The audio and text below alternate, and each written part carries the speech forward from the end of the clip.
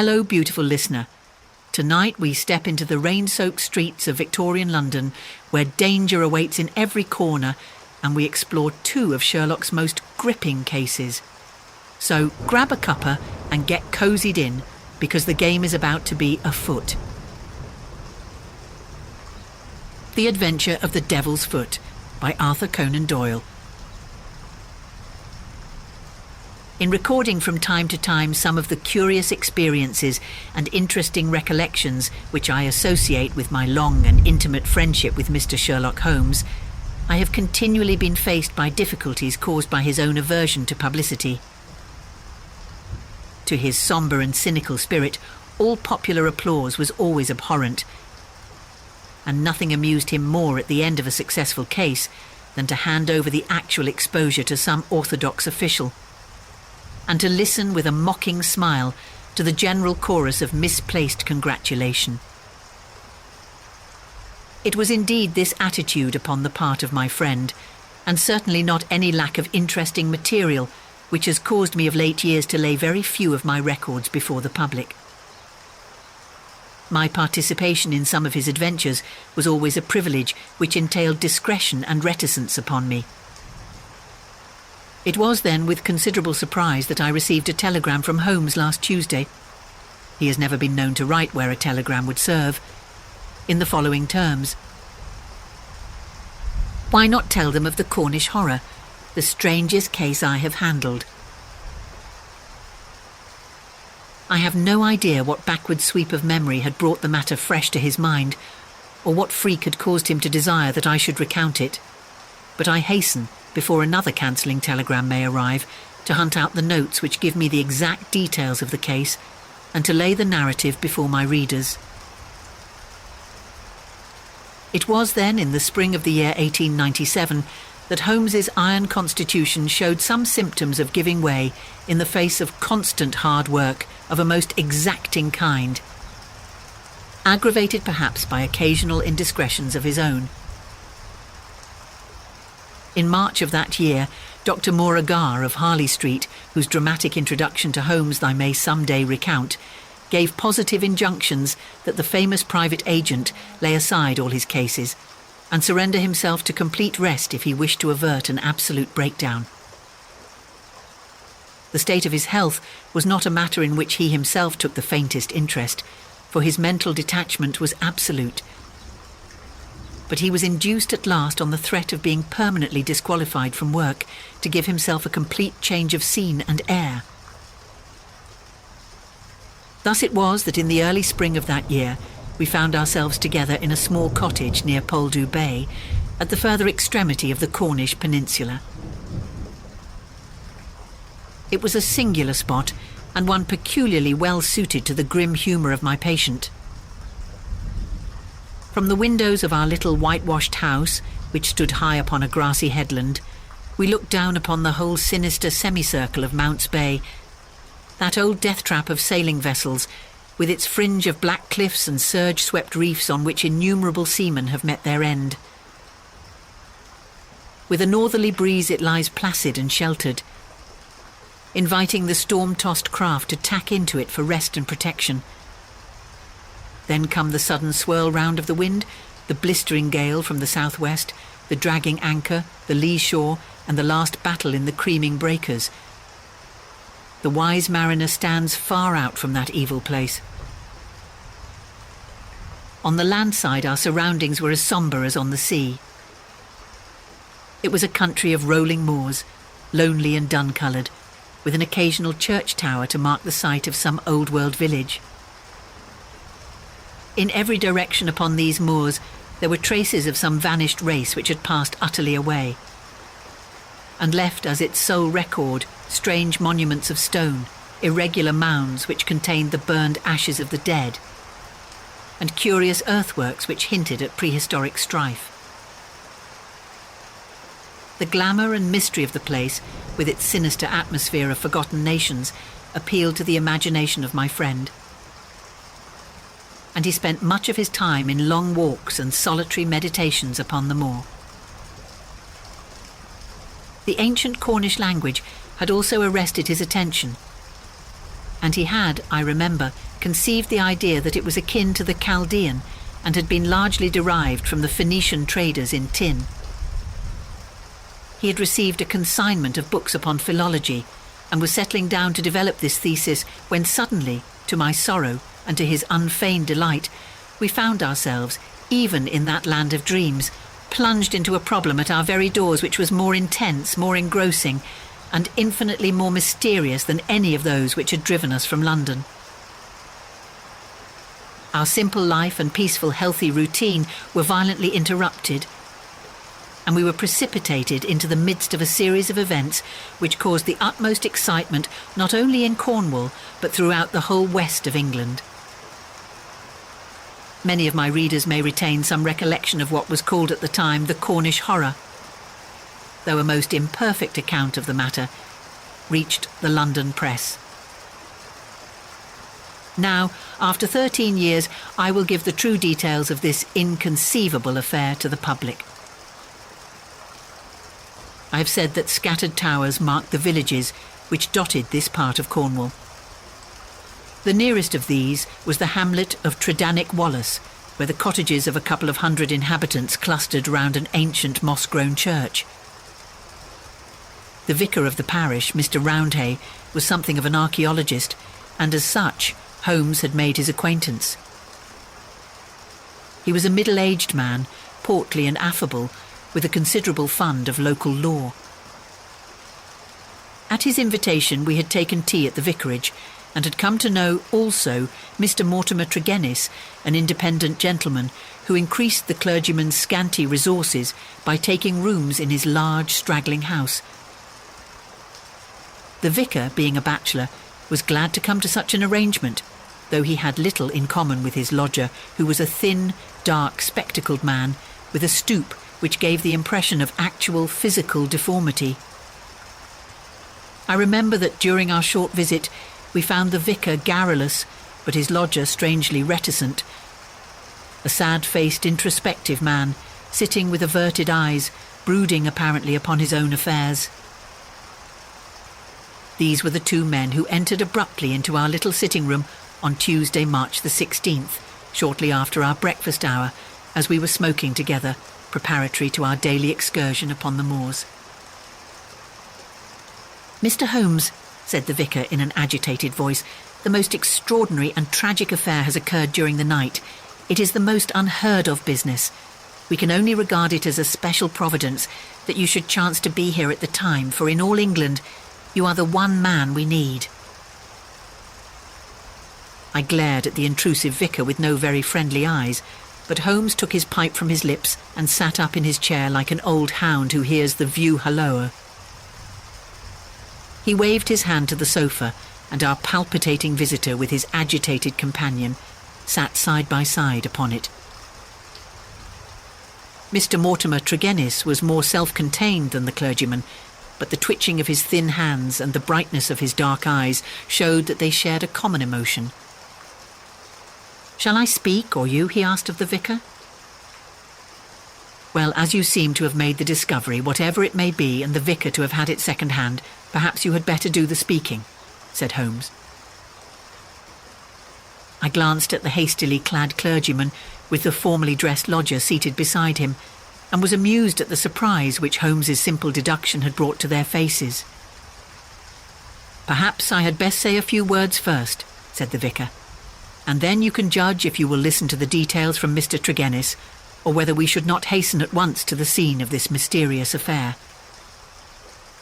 I may explain, then, that our friend here spent last evening in the company of his two brothers, Owen and George, and of his sister Brenda at their house of Tredannick Wallace, which is near the old stone cross upon the moor. He left them shortly after 10 o'clock, playing cards round the dining-room table, in excellent health and spirits. This morning, being an early riser, he walked in that direction before breakfast, and was overtaken by the carriage of Dr. Richards, who explained that he had just been sent for on a most urgent call to Tredannick Wallace. Mr. Mortimer Tregennis naturally went with him.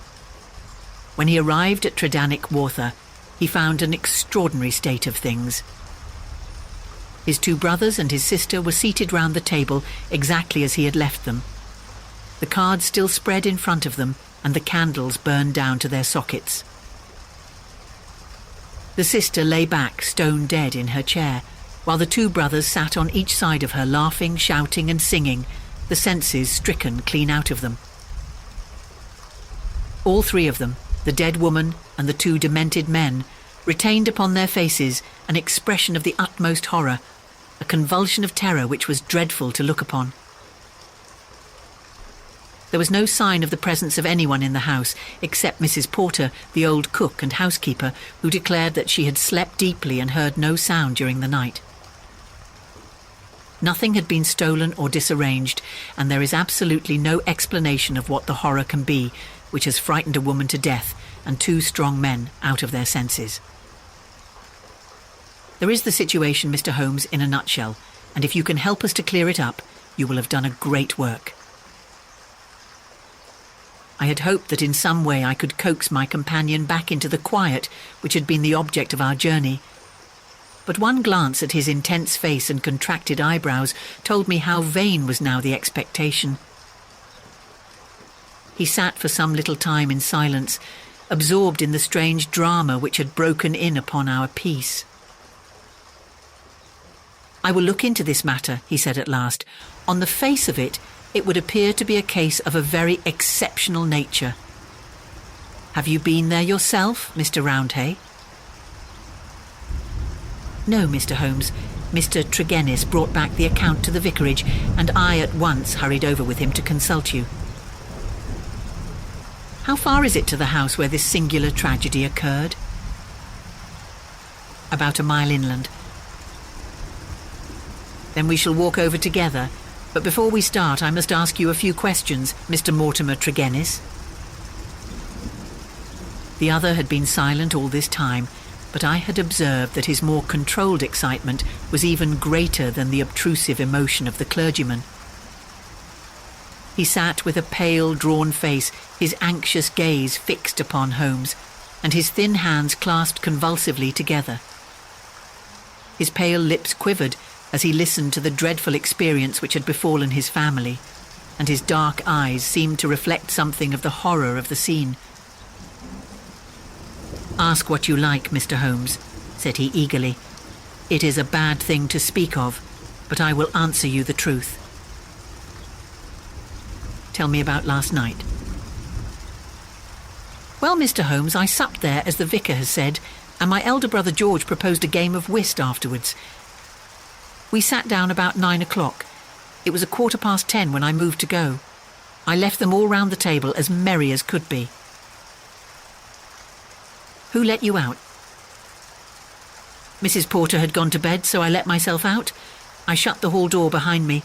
The window of the room in which they sat was closed, but the blind was not drawn down. There was no change in door or window this morning, or any reason to think that any stranger had been to the house.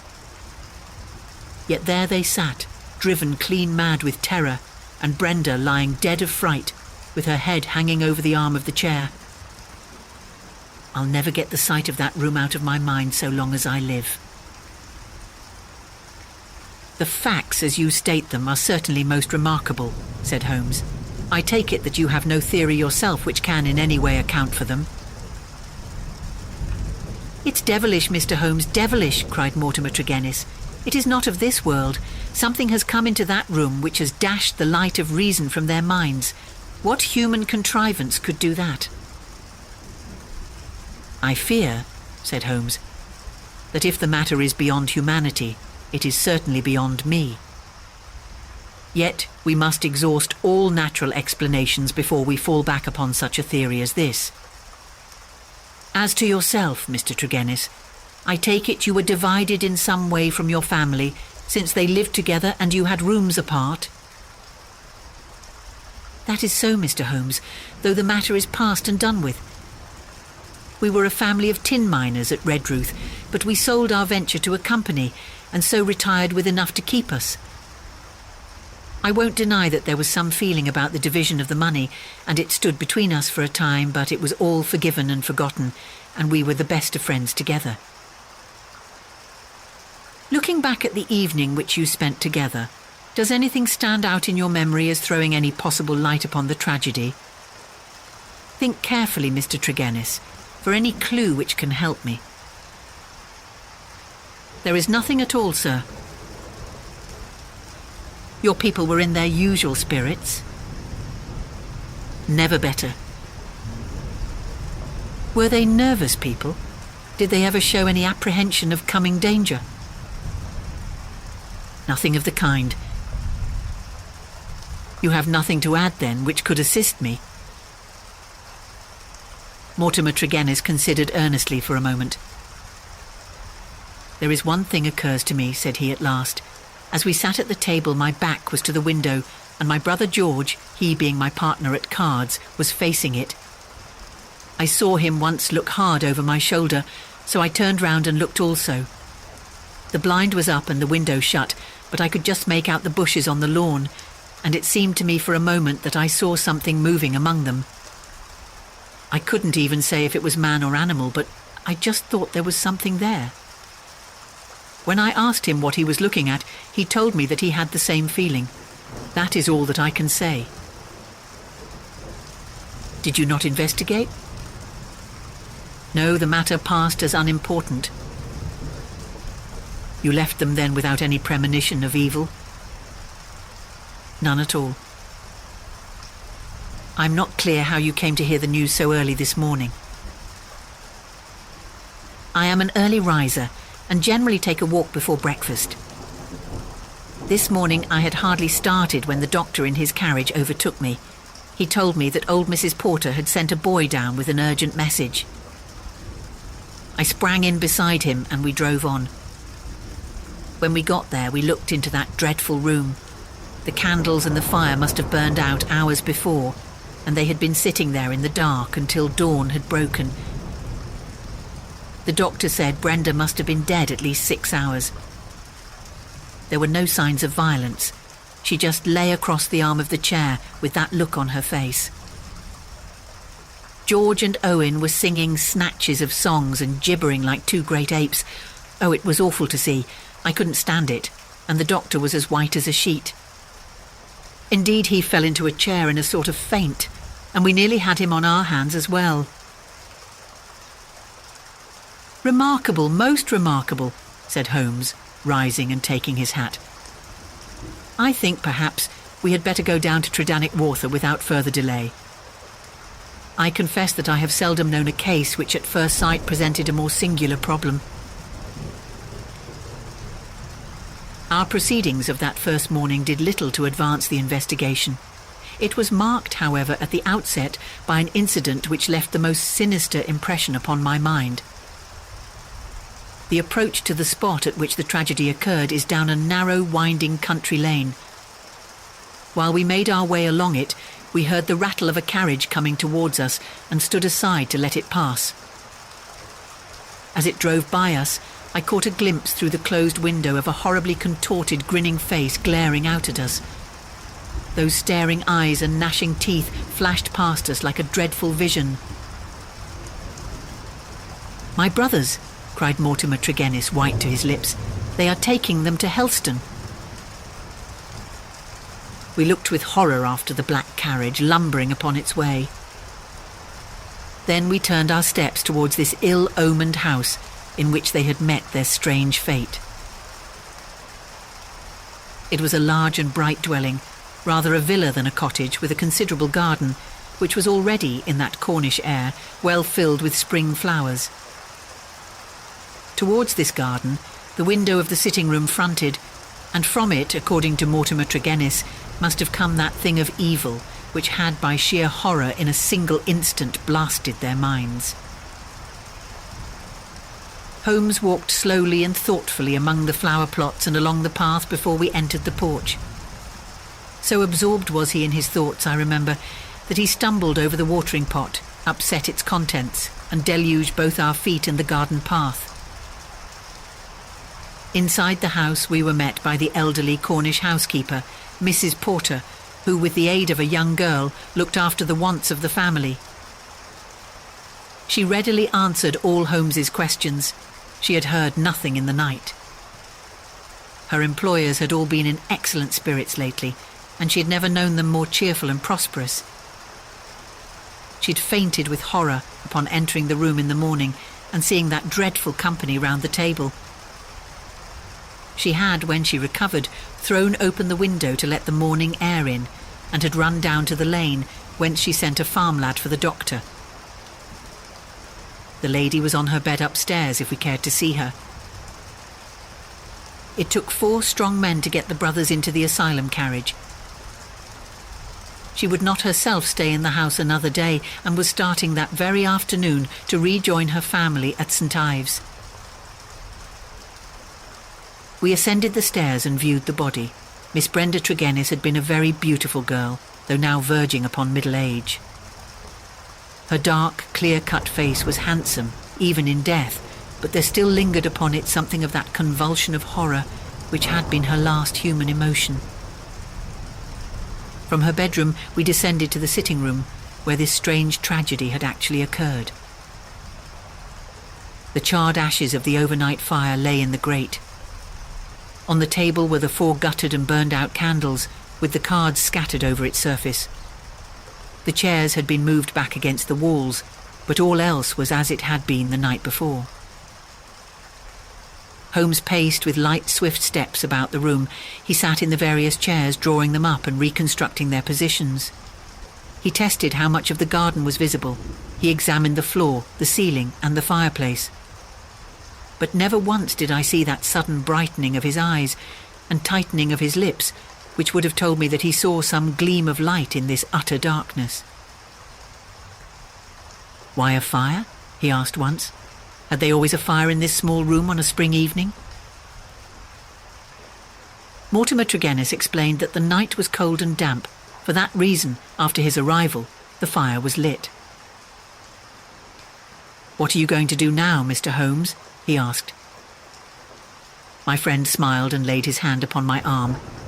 "I think, Watson, that I shall resume that course of tobacco poisoning which you have so often and so justly condemned," said he.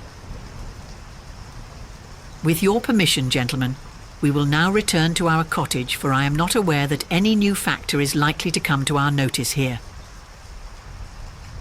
I will turn the facts over in my mind, Mr. Tregennis, and should anything occur to me, I will certainly communicate with you and the vicar.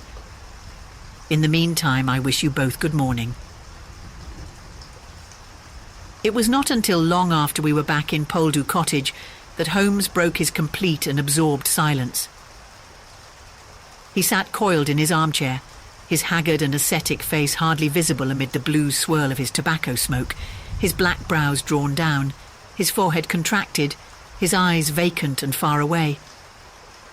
Finally, he laid down his pipe and sprang to his feet. "It won't do, Watson," said he with a laugh.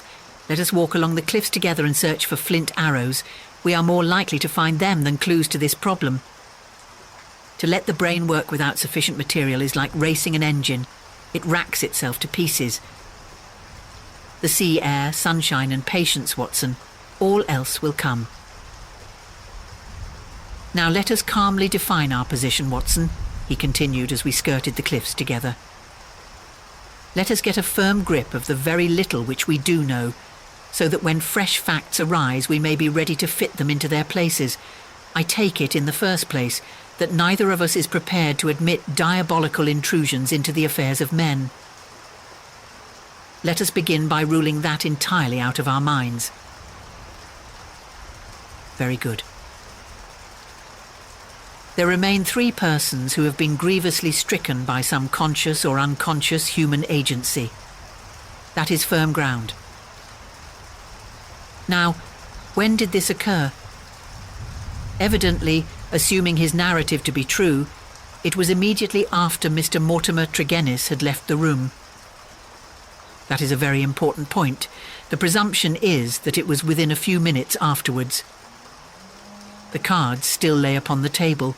It was already past their usual hour for bed. Yet they had not changed their position or pushed back their chairs. I repeat, then, that the occurrence was immediately after his departure, and not later than 11 o'clock last night. Our next obvious step is to check, so far as we can, the movements of Mortimer Tregennis after he left the room. In this there is no difficulty, and they seem to be above suspicion. Knowing my methods as you do, you were of course conscious of the somewhat clumsy water pot expedient by which I obtained a clearer impress of his foot than might otherwise have been possible. The wet, sandy path took it admirably. Last night was also wet, you will remember, and it was not difficult, having obtained a sample print, to pick out his track among others and to follow his movements. He appears to have walked away swiftly in the direction of the vicarage. If then Mortimer Tregennis disappeared from the scene, and yet some outside person affected the card players, how can we reconstruct that person, and how was such an impression of horror conveyed? Mrs. Porter may be eliminated. She is evidently harmless. Is there any evidence that someone crept up to the garden window and in some manner produced so terrific an effect that he drove those who saw it out of their senses? The only suggestion in this direction comes from Mortimer Tregennis himself, who says that his brother spoke about some movement in the garden. That is certainly remarkable, as the night was rainy, cloudy and dark. Anyone who had the design to alarm these people would be compelled to place his very face against the glass before he could be seen. There is a 3-foot flower border outside this window, but no indication of a footmark. It is difficult to imagine, then, how an outsider could have made so terrible an impression upon the company, nor have we found any possible motive for so strange and elaborate an attempt. You perceive our difficulties, Watson. They are only too clear, I answered with conviction. And yet, with a little more material, we may prove that they are not insurmountable, said Holmes. I fancy that among your extensive archives, Watson, you may find some which were nearly as obscure. Meanwhile, we shall put the case aside until more accurate data are available and devote the rest of our morning to the pursuit of Neolithic man. I may have commented upon my friend's power of mental detachment, but never have I wondered at it more than upon that spring morning in Cornwall, when for 2 hours he discoursed upon celts, arrowheads and shards, as lightly as if no sinister mystery were waiting for his solution. It was not until we had returned in the afternoon to our cottage that we found a visitor awaiting us, who soon brought our minds back to the matter in hand. Neither of us needed to be told who that visitor was. The huge body, the craggy and deeply seamed face with the fierce eyes and hawk-like nose, the grizzled hair which nearly brushed our cottage ceiling, the beard, golden at the fringes and white near the lips, save for the nicotine stain from his perpetual cigar. All these were as well known in London as in Africa, and could only be associated with the tremendous personality of Dr. Leon Sterndale, the great lion hunter and explorer. We had heard of his presence in the district, and had once or twice caught sight of his tall figure upon the moorland paths. He made no advances to us, however, nor would we have dreamed of doing so to him, as it was well known that it was his love of seclusion which caused him to spend the greater part of the intervals between his journeys in a small bungalow buried in the lonely wood of Beauchamp-Ariance. Here, amid his books and his maps, he lived an absolutely lonely life, attending to his own simple wants and paying little apparent heed to the affairs of his neighbours. It was a surprise to me, therefore, to hear him asking Holmes in an eager voice whether he had made any advance in his reconstruction of this mysterious episode. "The county police are utterly at fault," said he, "but perhaps your wider experience has suggested some conceivable explanation. My only claim to being taken into your confidence is that during my many residences here I have come to know this family of Tregennis very well. Indeed, upon my Cornish mother's side, I could call them cousins. And their strange fate has naturally been a great shock to me. I may tell you that I had got as far as Plymouth upon my way to Africa, but the news reached me this morning, and I came straight back again to help in the inquiry." Holmes raised his eyebrows. Did you lose your boat through it?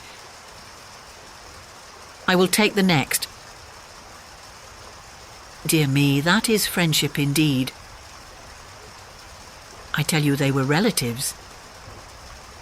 Quite so, cousins of your mother. Was your baggage aboard the ship?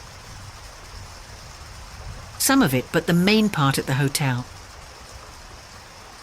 I see. But surely this event could not have found its way into the Plymouth morning papers. No, sir, I had a telegram. Might I ask from whom? A shadow passed over the gaunt face of the explorer. You are very inquisitive, Mr. Holmes. It is my business. With an effort, Dr. Sterndale recovered his ruffled composure. I have no objection to telling you, he said. It was Mr. Roundhay, the vicar, who sent me the telegram which recalled me. Thank you, said Holmes. I may say in answer to your original question that I have not cleared my mind entirely on the subject of this case, but that I have every hope of reaching some conclusion. It would be premature to say more. Perhaps you would not mind telling me if your suspicions point in any particular direction? No, I can hardly answer that.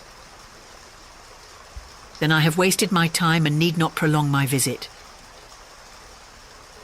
The famous doctor strode out of our cottage in considerable ill humour, and within 5 minutes Holmes had followed him. I saw him no more until the evening, when he returned with a slow step and haggard face, which assured me that he had made no great progress with his investigation. He glanced at a telegram which awaited him and threw it into the grate. From the Plymouth Hotel, Watson, he said. I learned the name of it from the vicar, and I wired to make certain that Dr. Leon Sterndale's account was true. It appears that he did indeed spend last night there, and that he has actually allowed some of his baggage to go on to Africa, while he returned to be present at this investigation. What do you make of that, Watson? He is deeply interested. Deeply interested, yes, there is a thread here which we had not yet grasped, and which might lead us through the tangle. Cheer up, Watson, for I am very sure that our material has not yet all come to hand. When it does, we may soon leave our difficulties behind us. Little did I think how soon the words of Holmes would be realised, or how strange and sinister would be that new development which opened up an entirely fresh line of investigation. I was shaving at my window in the morning when I heard the rattle of hooves and, looking up, saw a dog-cart coming at a gallop down the road. It pulled up at our door, and our friend, the vicar, sprang from it and rushed up our garden path. Holmes was already dressed, and we hastened down to meet him. Our visitor was so excited that he could hardly articulate, but at last, in gasps and bursts, his tragic story came out of him. We are devil-ridden, Mr. Holmes. My poor parish is devil-ridden, he cried. Satan himself is loose in it. We are given over into his hands. He danced about in his agitation, a ludicrous object if it were not for his ashy face and startled eyes. Finally, he shot out his terrible news.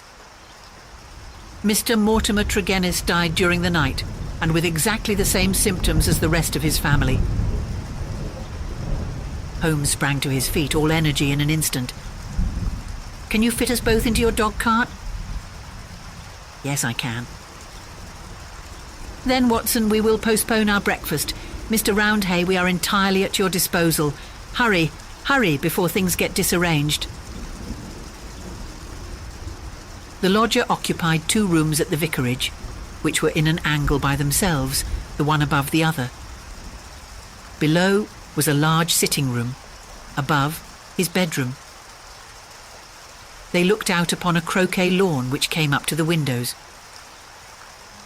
We had arrived before the doctor or the police, so that everything was absolutely undisturbed. Let me describe exactly the scene as we saw it upon that misty March morning. It has left an impression which can never be effaced from my mind. The atmosphere of the room was of a horrible and depressing stuffiness. The servant who had first entered had thrown up the window, or it would have been even more intolerable. This might partly be due to the fact that a lamp stood flaring and smoking on the centre table. Beside it sat the dead man, leaning back in his chair, his thin beard projecting, his spectacles pushed up onto his forehead, and his lean, dark face turned towards the window and twisted into the same distortion of terror which had marked the features of his dead sister. His limbs were convulsed and his fingers contorted as though he had died in a very paroxysm of fear. He was fully clothed, though there were signs that his dressing had been done in a hurry. We had already learned that his bed had been slept in and that the tragic end had come to him in the early morning. One realised the red-hot energy which underlay Holmes's phlegmatic exterior when one saw the sudden change which came over him from the moment that he entered the fatal apartment.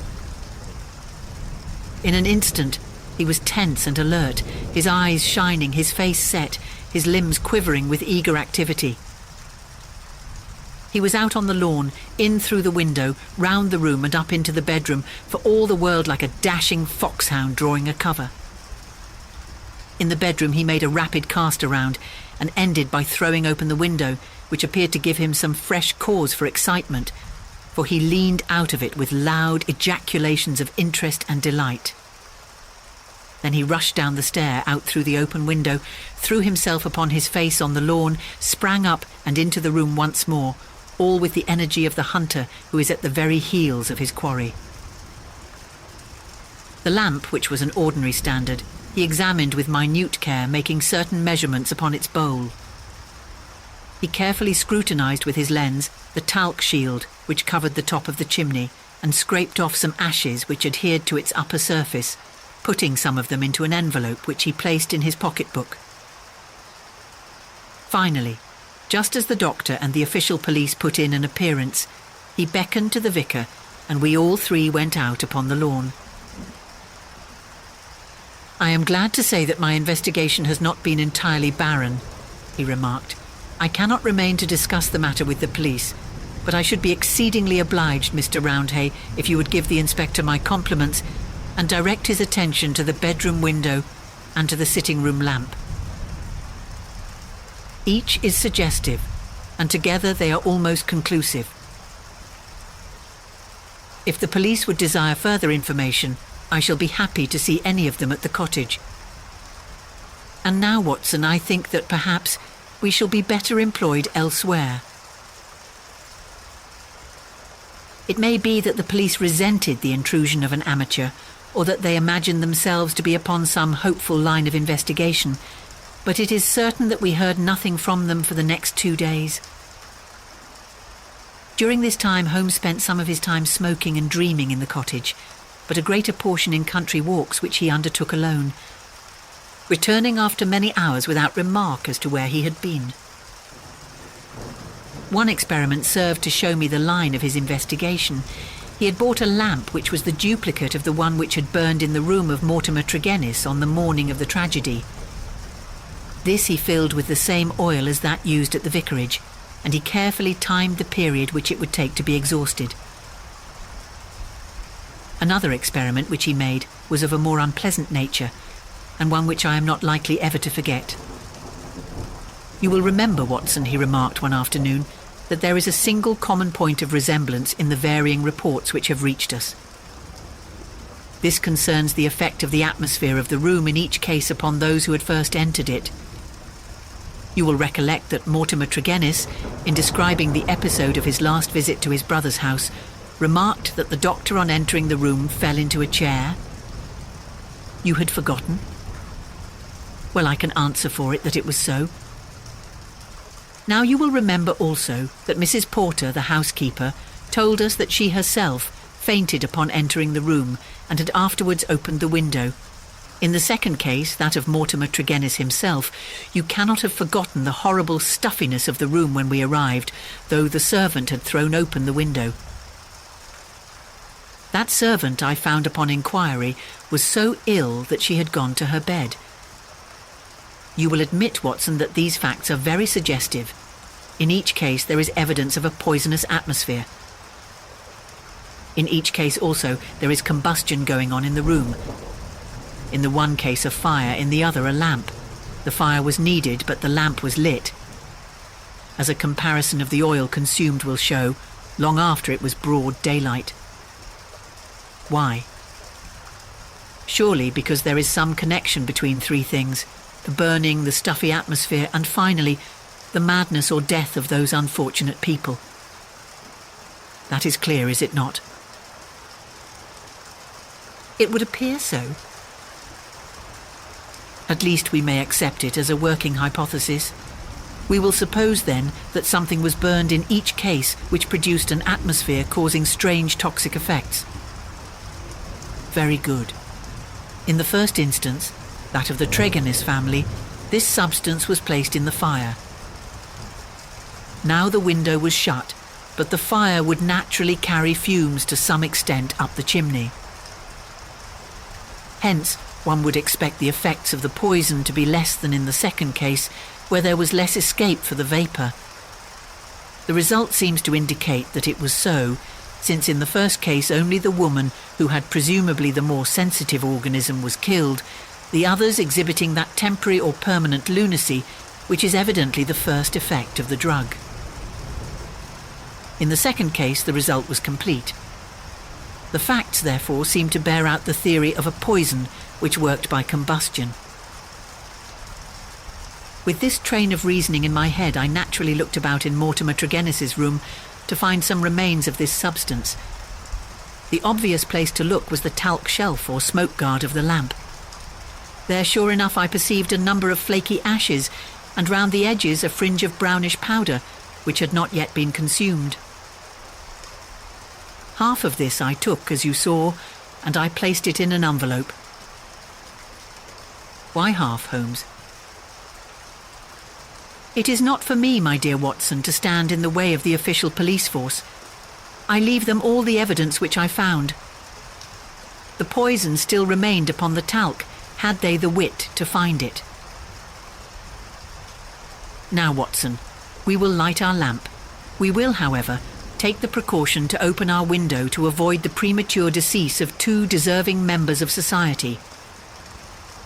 And you will seat yourself near that open window in an armchair, unless, like a sensible man, you determine to have nothing to do with the affair. Oh, you will see it out, will you? I thought I knew my Watson. This chair I will place opposite yours, so that we may be the same distance from the poison and face to face. The door we will leave ajar. Each is now in a position to watch the other, and to bring the experiment to an end should the symptoms seem alarming. Is that all clear? Well then, I take our powder, or what remains of it, from the envelope, and I lay it above the burning lamp. So now, Watson, let us sit down and await developments. They were not long in coming. I had hardly settled in my chair before I was conscious of a thick, musky odour, subtle and nauseous. At the very first whiff of it, my brain and my imagination were beyond all control.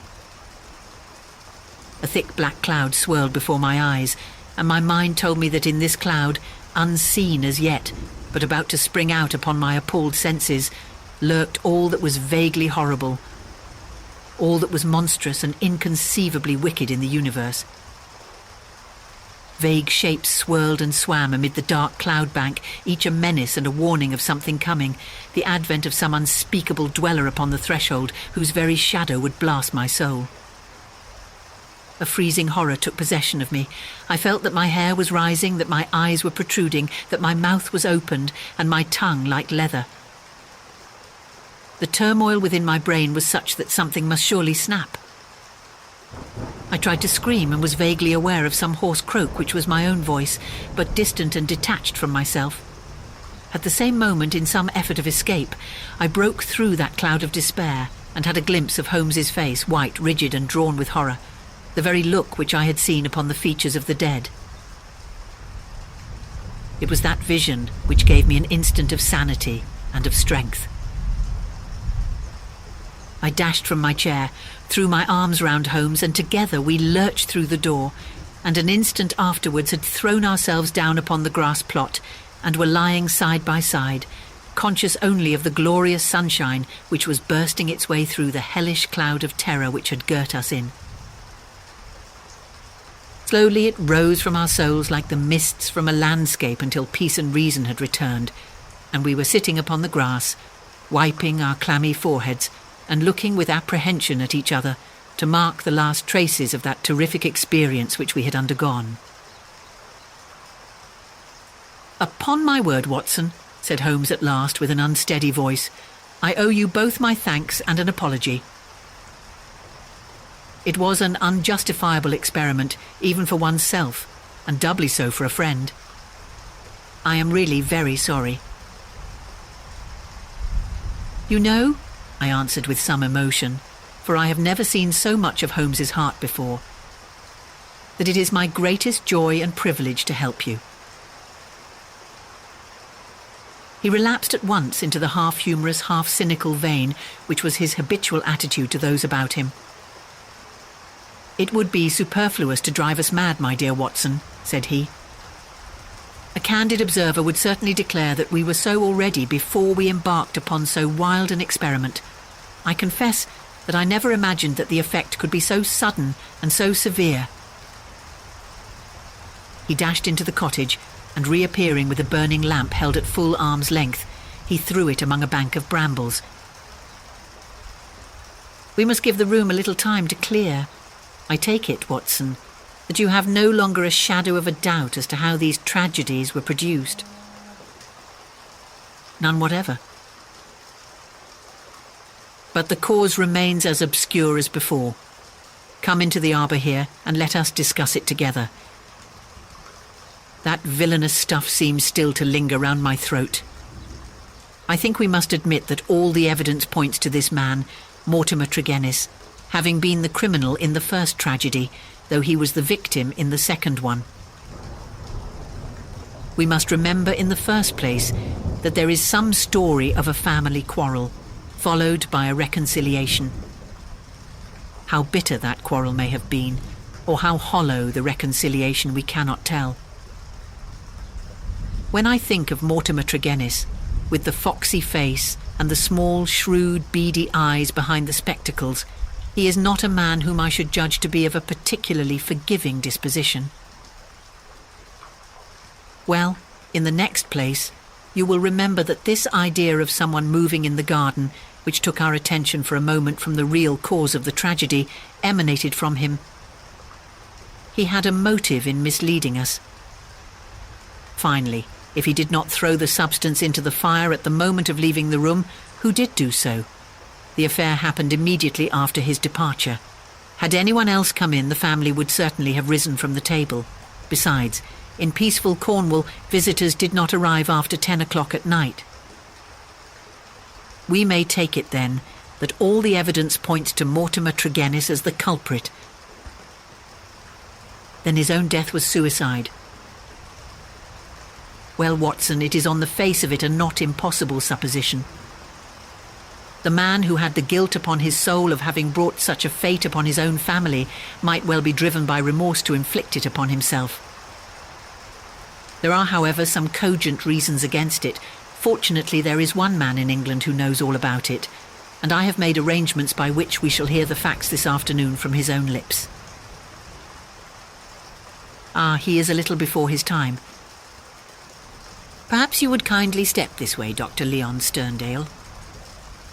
We have been conducing a chemical experiment indoors, which has left our little room hardly fit for the reception of so distinguished a visitor. I had heard the click of the garden gate, and now the majestic figure of the great African explorer appeared upon the path. He turned in some surprise towards the rustic arbour in which we sat. "You sent for me, Mr. Holmes.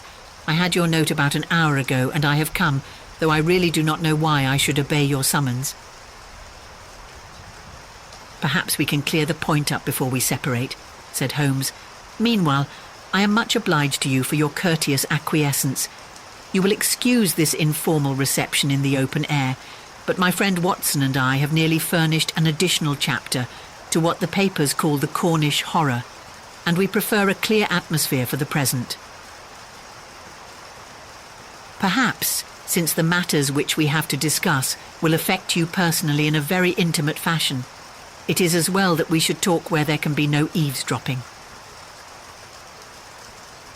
The explorer took his cigar from his lips and gazed sternly at my companion. "I'm at a loss to know, sir," he said, "what you can have to speak about which affects me personally in a very intimate fashion." "The killing of Mortimer Tregennis," said Holmes. For a moment I wished that I were armed. Sterndale's fierce face turned to a dusky red, his eyes glared, and the knotted, passionate veins started out in his forehead, while he sprang forward with clenched hands towards my companion. Then he stopped, and with a violent effort he resumed a cold, rigid calmness, which was perhaps more suggestive of danger than his hot-headed outburst. "I have lived so long among savages and beyond the law," said he, "that I have got into the way of being a law to myself. You would do well, Mr. Holmes, not to forget it, for I have no desire to do you an injury." "Nor have I any desire to do you an injury, Doctor Sterndale. Surely the clearest proof of it is that, knowing what I know, I have sent for you and not for the police." Sterndale sat down with a gasp, overawed for perhaps the first time in his adventurous life. There was a calm assurance of power in Holmes's manner which could not be withstood. Our visitor stammered for a moment, his great hands opening and shutting in his agitation. "What do you mean?" he asked at last.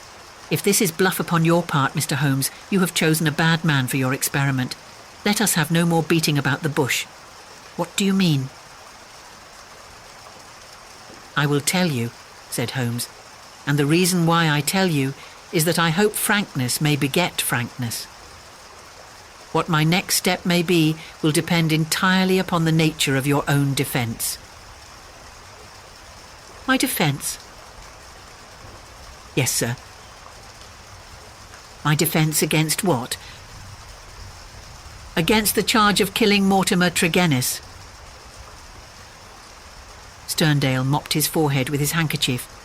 "Upon my word, you are getting on," said he. "Do all your successes depend upon this prodigious power of bluff?" "The bluff," said Holmes sternly, "is upon your side, Doctor, and not upon mine. As a proof I will tell you some of the facts upon which my conclusions are based. Of your return from Plymouth, allowing much of your property to go on to Africa, I will say nothing save that it first informed me that you were one of the factors which had to be taken into account in reconstructing this drama. I came back. I have heard your reasons and regard them as unconvincing and inadequate. We will pass that. You came down here to ask me whom I suspected. I refused to answer you. You then went to the vicarage, waited outside it for some time, and finally returned to your cottage. How do you know that? I followed you. I saw no one. That is what you may expect to see when I follow you. You spent a restless night at your cottage, and you formed certain plans, which in the early morning you proceeded to put into execution. Leaving your door just as day was breaking, you filled your pocket with some reddish gravel that was lying heaped beside your gate. Sterndale gave a violent start and looked at Holmes in amazement. You then walked swiftly for the mile which separated you from the vicarage. You were wearing, I may remark, the same pair of ribbed tennis shoes which are at the present moment upon your feet. At the vicarage you passed through the orchard and the side hedge, coming out under the window of the lodger Tregennis. It was now daylight, but the household was not yet stirring. You drew some of the gravel from your pocket, and you threw it up at the window above you. Sterndale sprang to his feet. I believe that you are the devil himself, he cried. Holmes smiled at the compliment. It took 2 or possibly 3 handfuls before the lodger came to the window. You beckoned him to come down. He dressed hurriedly and descended to his sitting room. You entered by the window. There was an interview, a short one, during which you walked up and down the room. Then you passed out and closed the window, standing on the lawn outside, smoking a cigar and watching what occurred. Finally, after the death of Tregennis, you withdrew as you had come. Now, Dr. Sterndale, how do you justify such conduct? And what were the motives for your actions? If you prevaricate or trifle with me, I give you my assurance that the matter will pass out of my hands forever. Our visitor's face had turned ashen grey as he listened to the words of his accuser. Now he sat for some time in thought, with his face sunk in his hands. Then, with a sudden impulsive gesture, he plucked a photograph from his breast pocket and threw it on the rustic table before us. "That is why I have done it," said he. It showed the bust and face of a very beautiful woman. Holmes stooped over it. "Brenda Tregennis," said he. "Yes, Brenda Tregennis," repeated our visitor. "For years I have loved her.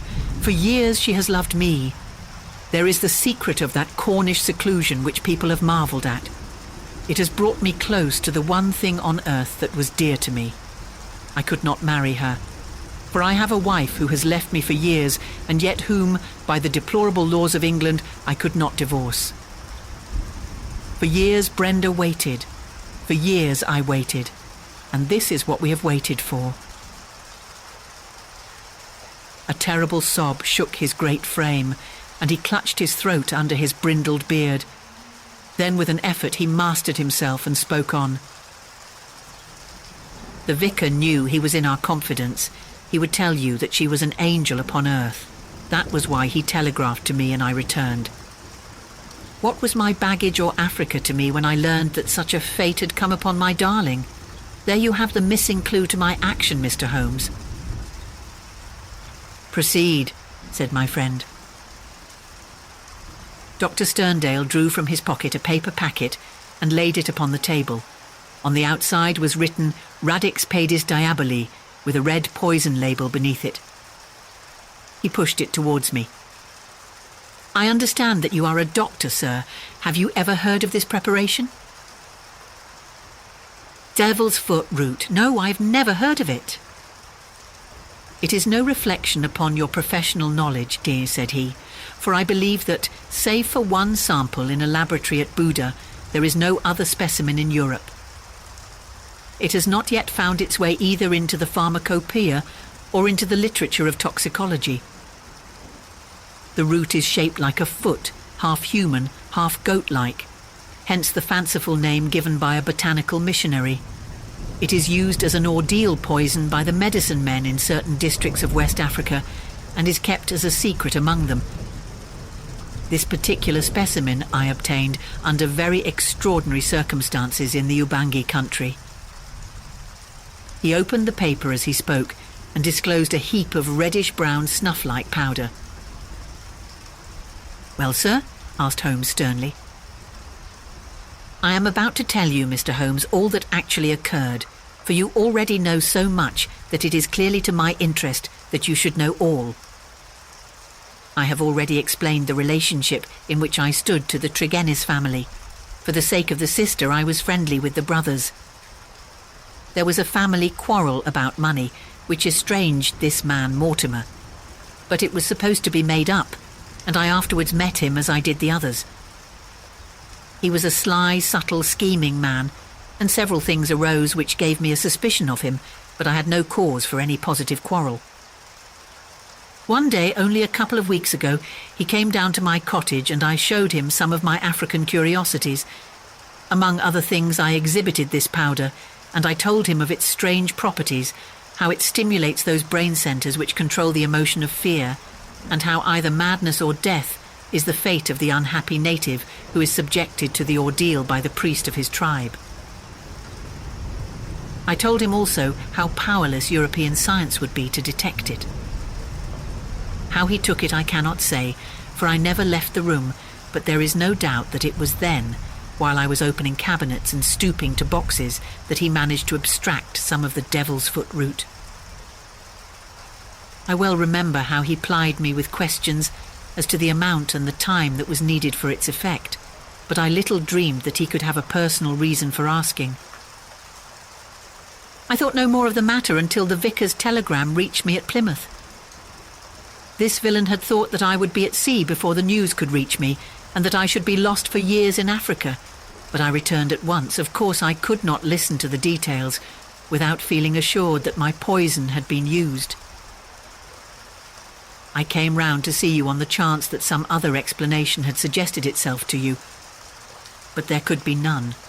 I was convinced that Mortimer Tregennis was the murderer, that for the sake of money, and with the idea perhaps, that if the other members of his family were all insane, he would be the sole guardian of their joint property. He had used the devil's foot powder upon them, driven 2 of them out of their senses, and killed his sister Brenda, the one human being whom I have ever loved, or who has ever loved me. There was his crime. What was to be his punishment? Should I appeal to the law? Where were my proofs? I knew that the facts were true, but could I help to make a jury of countrymen believe so fantastic a story? I might or I might not, but I could not afford to fail. My soul cried out for revenge. I have said to you once before, Mr. Holmes, that I have spent much of my life outside the law, and that I have come at last to be a law to myself.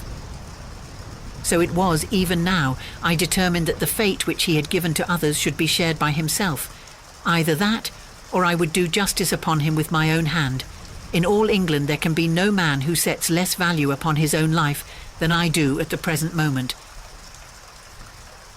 Now I have told you all. You have yourself supplied the rest. I did, as you say, after a restless night, set off early from my cottage. I foresaw the difficulty of arousing him, so I gathered some gravel from the pile which you have mentioned, and I used it to throw up to his window. He came down and admitted me through the window of the sitting room. I laid his offence before him. I told him that I had come both as judge and executioner. The wretch sank into a chair, paralysed at the sight of my revolver. I lit the lamp, put the powder above it, and stood outside the window, ready to carry out my threat to shoot him should he try to leave the room. In 5 minutes he died. My God, how he died! But my heart was flint, for he endured nothing which my innocent darling had not felt before him. There is my story, Mr. Holmes. Perhaps if you loved a woman, you would have done as much yourself. At any rate, I am in your hands. You can take what steps you like. As I have already said, there is no man living who can fear death less than I do. Holmes sat for some little time in silence. "What were your plans?" he asked at last. "I had intended to bury myself in Central Africa. My work there is but half finished." "Go and do the other half," said Holmes. "I at least am not prepared to prevent you." Dr. Sterndale raised his giant figure, bowed gravely, and walked from the arbour. Holmes lit his pipe and handed me his pouch. "Some fumes which are not poisonous would be a welcome change," said he. "I think you must agree, Watson, that it is not a case in which we are called upon to interfere. Our investigation has been independent, and our action shall be so also. You would not denounce the man?" "Certainly not," I answered. "I have never loved, Watson, but if I did, and if the woman I loved had met such an end, I might act even as our lawless lion hunter has done. Who knows?" "Well, Watson, I will not offend your intelligence by explaining what is obvious. The gravel upon the window-sill was, of course, the starting point of my research. It was unlike anything in the vicarage garden. Only when my attention had been drawn to Dr. Sterndale and his cottage did I find its counterpart. The lamp shining in broad daylight and the remains of powder upon the shield were successive links in a fairly obvious chain. And now, my dear Watson, I think we may dismiss the matter from our mind and go back with a clear conscience to the study of those Chaldean roots which are surely to be traced in the Cornish branch of the great Celtic speech.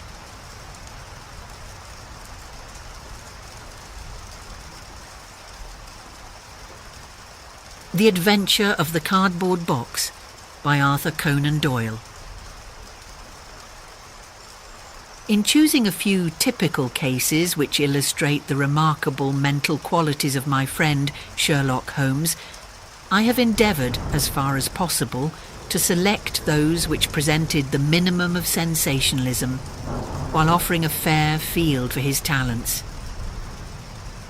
It is, however, unfortunately impossible entirely to separate the sensational from the criminal, and a chronicler is left in the dilemma that he must either sacrifice details which are essential to his statement and so give a false impression of the problem, or he must use matter which chance and not choice has provided him with.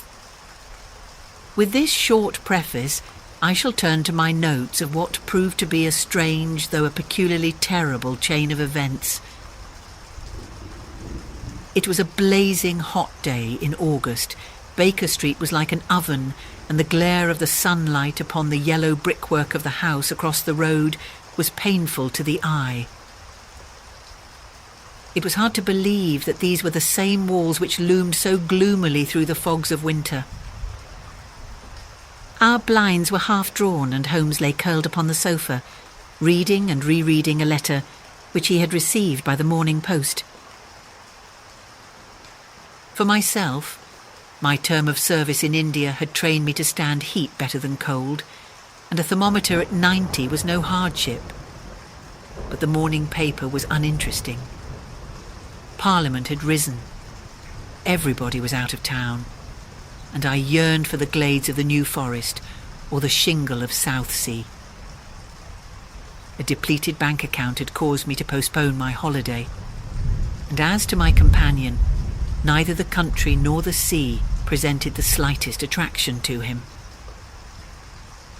He loved to lie in the very centre of 5 million people, with his filaments stretching out and running through them, responsive to every little rumour or suspicion of unsolved crime. Appreciation of nature found no place among his many gifts, and his only change was when he turned his mind from the evil doer of the town to track down his brother of the country. Finding that Holmes was too absorbed for conversation, I had tossed aside the barren paper, and leaning back in my chair, I fell into a brown study. Suddenly my companion's voice broke in upon my thoughts. "You are right, Watson," said he. "It does seem a most preposterous way of settling a dispute." "Most preposterous," I exclaimed, and then suddenly realising how he had echoed the inmost thought of my soul, I sat up in my chair and stared at him in blank amazement. "What is this, Holmes?" I cried. "This is beyond anything which I could have imagined." He laughed heartily at my perplexity.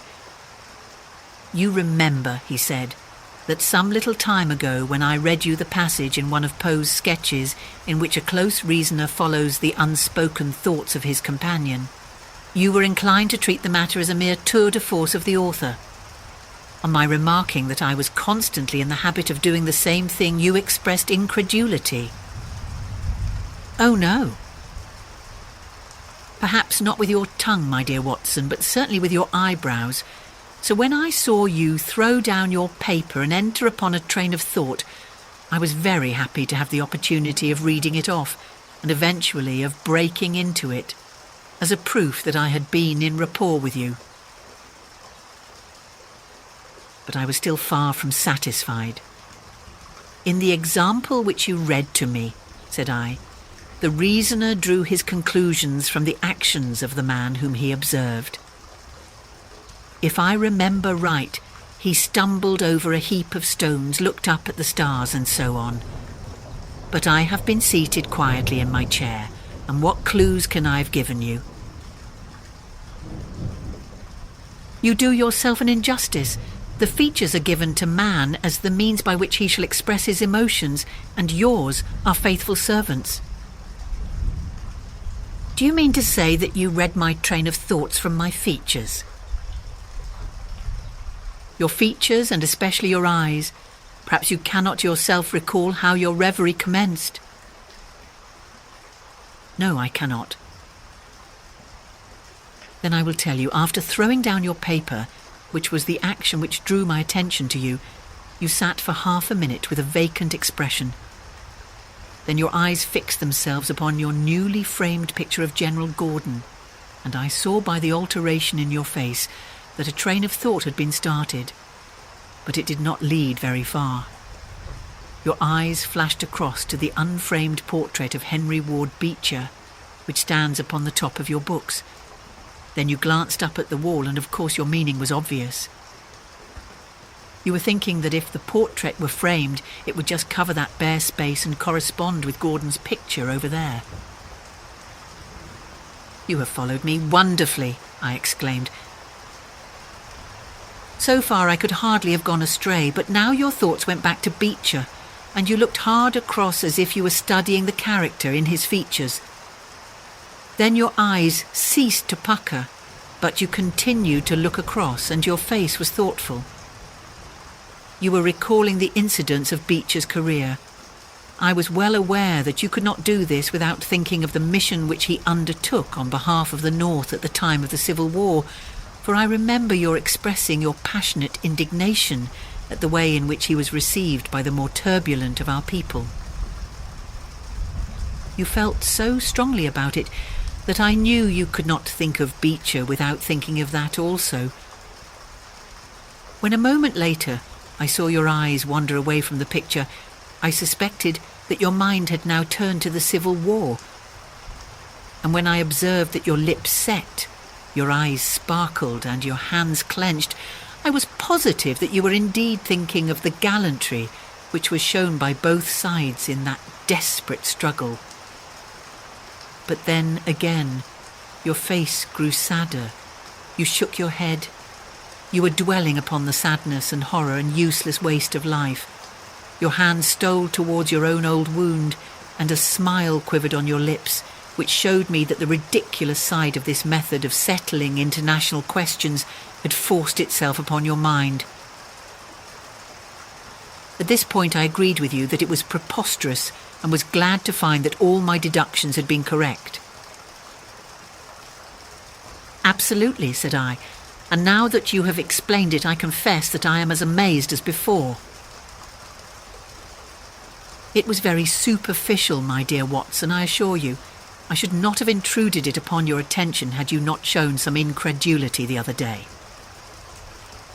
But I have in my hands here a little problem which may prove to be more difficult of solution than my small essay in thought reading. Have you observed in the paper a short paragraph referring to the remarkable contents of a packet sent through the post to Miss Cushing of Cross Street, Croydon?" "No, I saw nothing." "Ah, then you must have overlooked it. Just toss it over to me. Here it is under the financial column. Perhaps you would be good enough to read it aloud."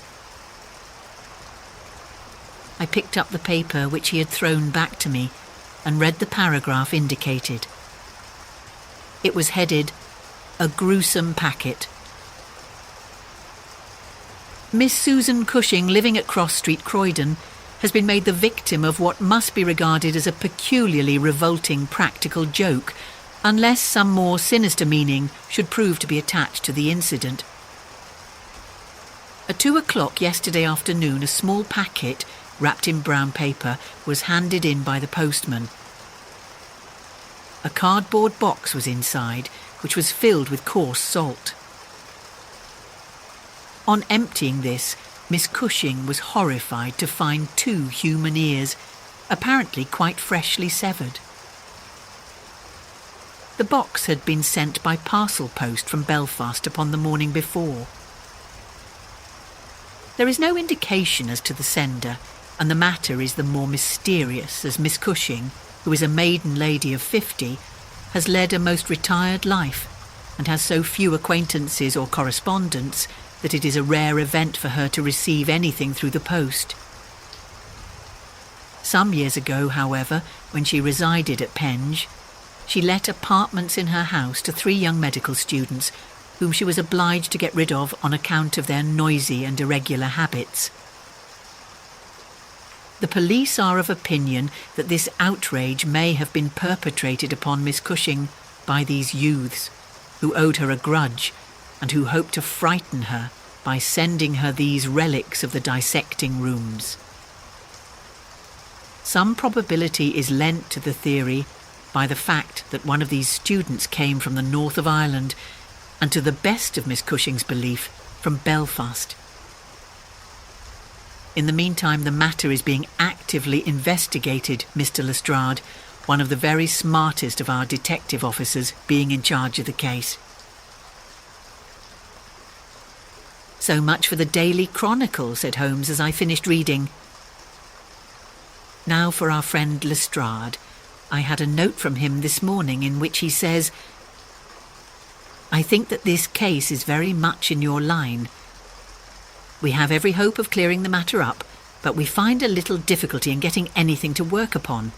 We have, of course, wired to the Belfast post office, but a large number of parcels were handed in upon that day, and they have no means of identifying this particular one, or of remembering the sender. The box is a half-pound box of honeydew tobacco, and does not help us in any way. The medical student theory still appears to me to be the most feasible, but if you should have a few hours to spare, I should be very happy to see you out here. I shall be either at the house or in the police station all day. What say you, Watson? Can you rise superior to the heat and run down to Croydon with me on the off chance of a case for your annals?" I was longing for something to do. "You shall have it then. Ring for our boots and tell them to order a cab. I'll be back in a moment when I have changed my dressing gown and filled my cigar case." A shower of rain fell while we were in the train, and the heat was far less oppressive in Croydon than in town. Holmes had sent on a wire, so that Lestrade, as wiry, as dapper, and as ferret-like as ever, was waiting for us at the station. A walk of 5 minutes took us to Cross Street, where Miss Cushing resided.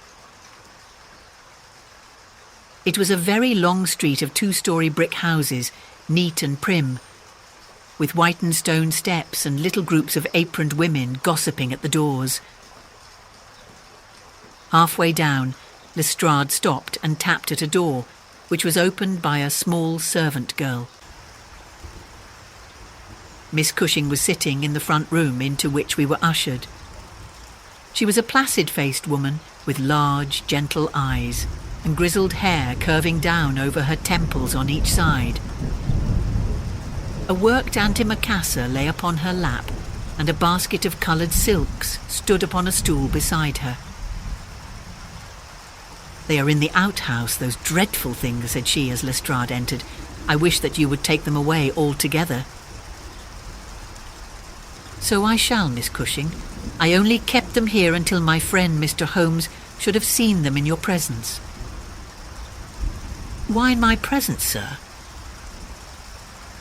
"In case he wished to ask any questions." "What is the use of asking me questions when I tell you I know nothing whatever about it?" "Quite so, madam," said Holmes in his soothing way. "I have no doubt that you have been annoyed more than enough already over this business." "Indeed I have, sir. I'm a quiet woman and live a retired life. It is something new for me to see my name in the papers and to find the police in my house. I won't have those things in here, Mr. Lestrade. If you wish to see them, you must go to the outhouse." It was a small shed in the narrow garden which ran behind the house. Lestrade went in and brought out a yellow cardboard box with a piece of brown paper and some string. There was a bench at the end of the path, and we all sat down while Holmes examined one by one the articles which Lestrade had handed to him. "The string is exceedingly interesting," he remarked, holding it up to the light and sniffing at it. "What do you make of this string, Lestrade?" "It has been tarred." "Precisely. It is a piece of tarred twine. You have also, no doubt, remarked that Miss Cushing has cut the cord with the scissors, as can be seen by the double fray on each side. This is of importance." "I cannot see the importance," said Lestrade. "The importance lies in the fact that the knot is left intact, and that this knot is of a peculiar character." "It is very neatly tied. I had already made a note to that effect," said Lestrade complacently. "So much for the string, then," said Holmes, smiling. "Now for the box wrapper. Brown paper with a distinct smell of coffee. What, did you not observe it? I think there can be no doubt of it. Address printed in rather straggling characters. Miss S. Cushing, Cross Street, Croydon. Done with a broad pointed pen, probably a J, and with very inferior ink.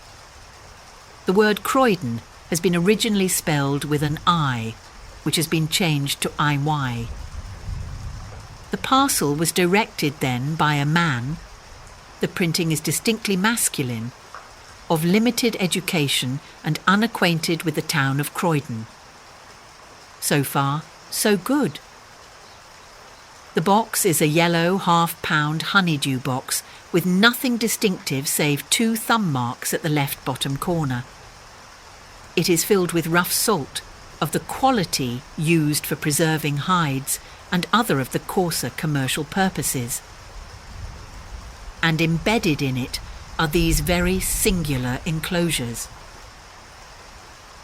He took out the 2 ears as he spoke, and laying a board across his knee, he examined them minutely, while Lestrade and I, bending forward on each side of him, glanced alternately at these dreadful relics and at the thoughtful, eager face of our companion.